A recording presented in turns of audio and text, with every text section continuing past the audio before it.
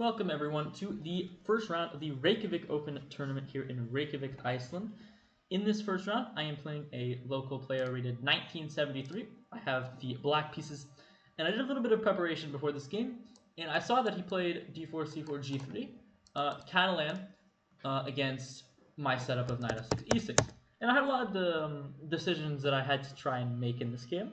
I'm playing a low-rated player, and I decided after g3, at first to play c5 was my plan, but then I realized, well, c5, there's a lot of theory and all. Overall, I don't really know it that well, and black is probably slightly worse. So I decided to play d5 instead. Keep it solid, bishop d2, bishop b4. I've been looking at this line some, and he played knight d2. Now, I didn't review knight d2 too much, so I was kind of out of prep here. I knew to castle. Just note here, just to keep you on your toes. D takes c4 is an instant loss. Queen f4, that's a great way to start the tournament. Don't want to do that. So castles, knight f3, and then here I took, which is the plan. Queen c2, and here I played the move a5, which is my prep. I didn't remember this. We're supposed to go a5 and secure the bishop.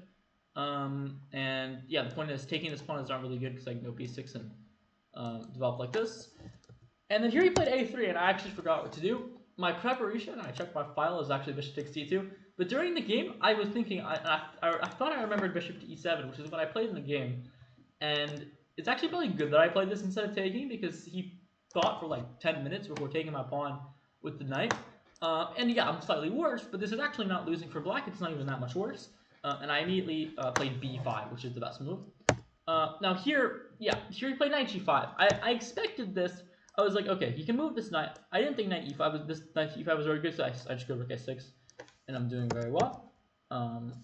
And I expected this move. My plan was actually to play the bishop b7. I thought he would castle, and then here I was going to play bishop to e4, and I actually have a nice position because if queen c3, I thought I have b4, which is quite nice. This was at least what I was going to go for. Or I can just develop like knight d5 or something, but I feel like bishop e4 and I'm doing fine. So, but he played knight g5. And I'm like, okay, rook a6, only move. And then he played knight e5, and I'm obviously sensing that there's some danger over here. My original plan would have had to been play h6, but then I realized he could maybe play h4, and it kind of gets a bit annoying here, I thought. This looks a bit scary. Now the computer wants him to just take on this, and then apparently castle is apparently just equal. Like, you can just sack the piece for nothing. And, oh yeah, there's a draw. Yeah, if I go back, use this. Okay. Yeah, bishop takes h6, and it's repetition. But obviously I don't want to draw. So I took on d4. I was like, free pawn, I'm going to take the free pawn. And then I thought it was a blunder, because I checked so many different things in this position, and he played this. And I looked at this move, but I only looked at it after takes, because like one of his ideas is queen, well, I played queen c5 in the game. One of the things is queen takes c7, but it doesn't work here because I have bishop d6 winning the game. So I looked at, well, he can maybe take first on f7 and then take on c7. I'm like, wait, this doesn't work, bishop b4, I win. Now, there is one problem with this line, I thought. And the problem with this line is he can just take my rook and then play this. This is what I thought. And I'm now losing a piece here, right? Bishop knight attack, I'm just losing. Turns out I'm not losing because I missed queen d7, takes bishop d6, trapping my queen. I did not see that.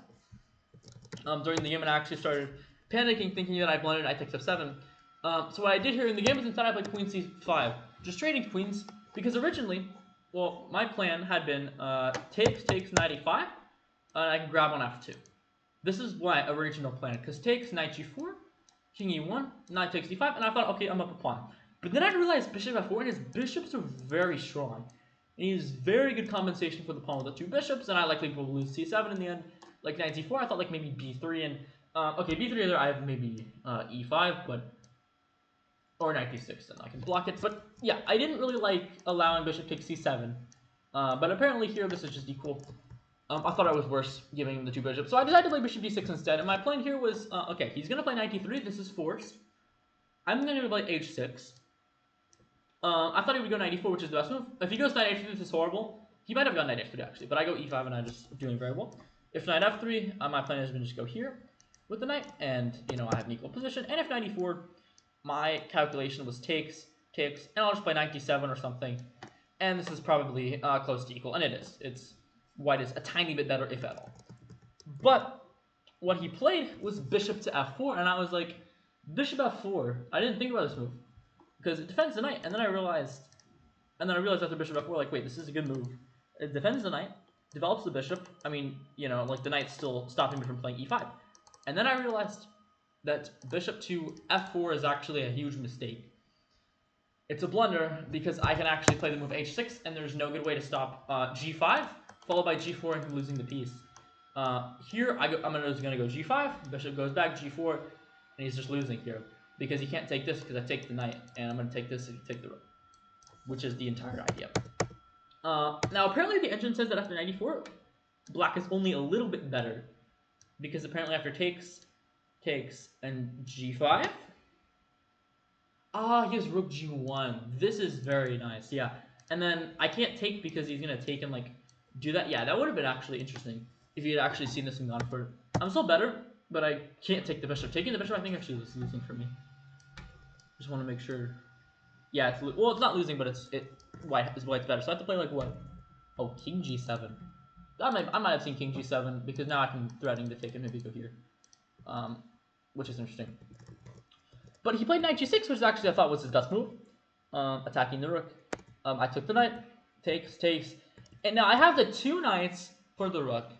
And I thought this would actually be quite a chore to win because after rook c1, I don't really have a good way to like my pieces are so undeveloped. And 2 knights, if I had a bishop and knight, I would be fine.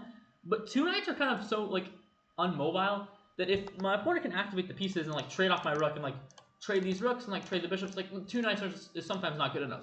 So I had to kind of keep that in mind. I played c6. Here he played rook c5. And then I thought I was losing this pawn. I was gonna play like this and sack it.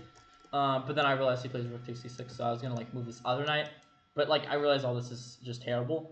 But I played knight d5, which is very nice because I realized that he can't actually go e4 because I can just attack his rook. Like e4, I can just play like knight d7, which is what I did. And here I go knight back to b6 because now e5 is not possible because I can just take it. And I thought here he played rook d2 and just try and like trade the rooks and like try and play this, and I was just gonna play like takes and knight c4 or something, and like king. Probably win that in the end. But he played h4. I'm like, okay, g4. I don't want to let him.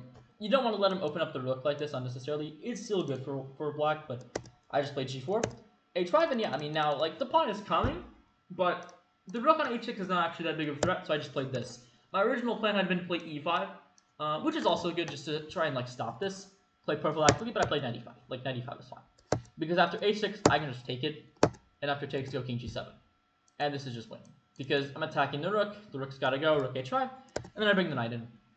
And here b3 doesn't work, I can just take the knight or take the pawn and play knight d3, and I'm gonna get my knights to safety. So we played rook g5, I played king f7, he went back. And then here I played, chess.com marks this as a brilliant move. I don't really think it is. It's kind of aesthetic, it's knight takes b2, and the point is, neither knight can be taken without a fork on d3 happening off one of the rooks, which is kind of cool. But he played rook h7, I played king g6, just attacking the rook h8, I played bishop d7, rook d8, knight c4, and in this position he resigned, because there's just nothing stopping b4 like b3, b2, and just winning. So that was my round 1 game. It was a pretty smooth affair overall. I had one mistake where I could have taken on f7, but I just went for the endgame. But yeah, pairings are going to come out soon for round 2, so I will go prepare for that, and I'll see y'all in the next recap. Round 2 is tomorrow. I'll be uploading that video then. So yeah, see y'all then. Bye.